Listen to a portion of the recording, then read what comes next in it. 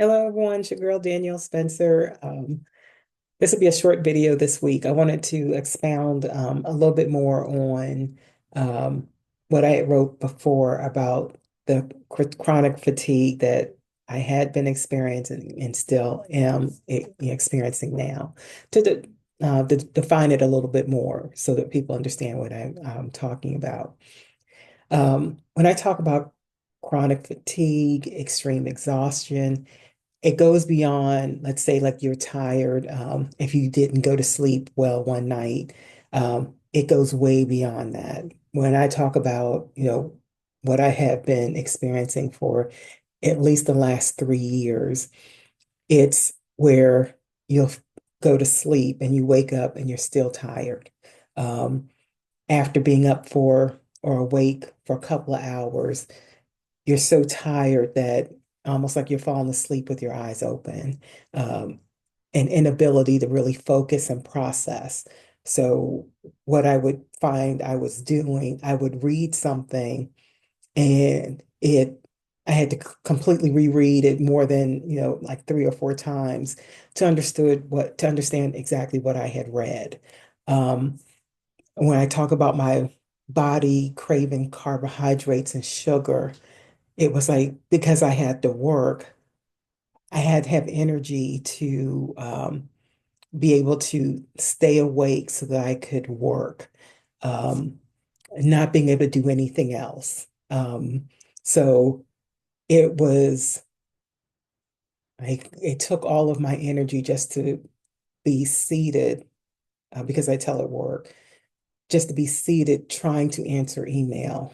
And for years, as I have seen just about every type of specialist there is, doing all these tests. And so the first thought was that maybe, sleep apnea. And found out I have a mild case. So I had the CPAP and everything, did not help. Um, then because of some other issues, had me see a hematologist and found out I had a type of anemia that doesn't show up in like non doesn't show up in regular tests. Addressed that issue. The tiredness still was not it didn't go away. And so the last like specialist for this particular ailment that I had was for me to see an immunologist or someone to see if I had some type of autoimmune disease. And that didn't fit either. That's how I ended up seeing, you know, uh, a psychiatrist to find out that what was really going on. That it was, even though I was say mentally I didn't recognize it, but that I was dealing with some type of trauma and PTSD. And again, like I said, emotionally, I never realized it, but my body was, and it was keeping score. So again, I don't do any of these videos or any of the postings to give anybody medical advice. I'm not a doctor, so I would not even dare to try to give anybody medical advice. I'm just talking about what happened to me or has been happening to me specifically, especially now if you're working in a pretty volatile work environment, where you go in and you don't know what's going to happen one day to the next.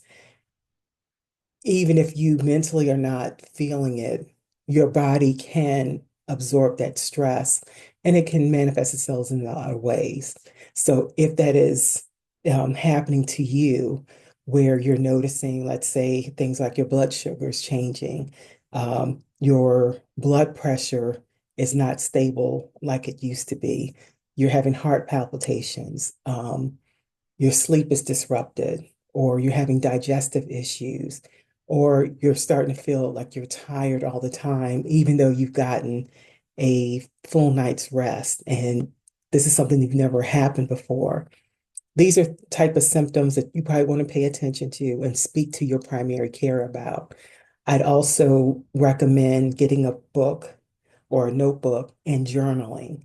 Um, there's some things you might notice it might be a trigger and you never noticed it before. Let's say you get an email in or you watch something, a breaking news alert, and suddenly you have a heart palpitation, or you feel that your heartbeat changes, or you start like me. One of the issues I would have is that um, I start getting puffy. Like I would, even if I just drank my regular coffee like I do, all of a sudden, like my stomach and in my face, I'd start getting really puffy. So these were like just the symptoms that I was starting to really recognize, and now I can kind of correlate them to certain events.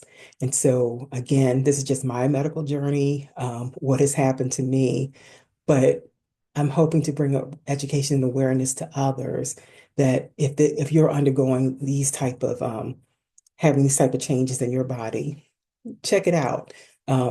It could be something physical, or it could be an environment or some other type of trigger that you're experiencing.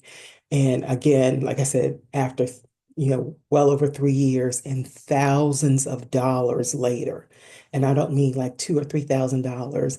I mean like tens of thousands of dollars over a 3-year period, meaning spending well over 10 grand every year, trying to get all these different tests and seeing all these doctors and all these follow-ups. Now, I kind of we know what my issue is.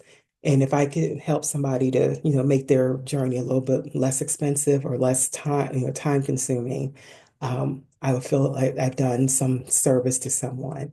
So again, I just wanted to talk a little bit more about that chronic fatigue and what it is and what I experienced. And I also like a quick note again for my other government workers out there. I checked USA Jobs this morning. It was almost 7,500 available positions. So again, if you've been RIFed or laid off, check USA Jobs, see if there are open positions that match your skill set or even what your job title was. Make sure you're first on the list to be considered. Again, you guys have a great week.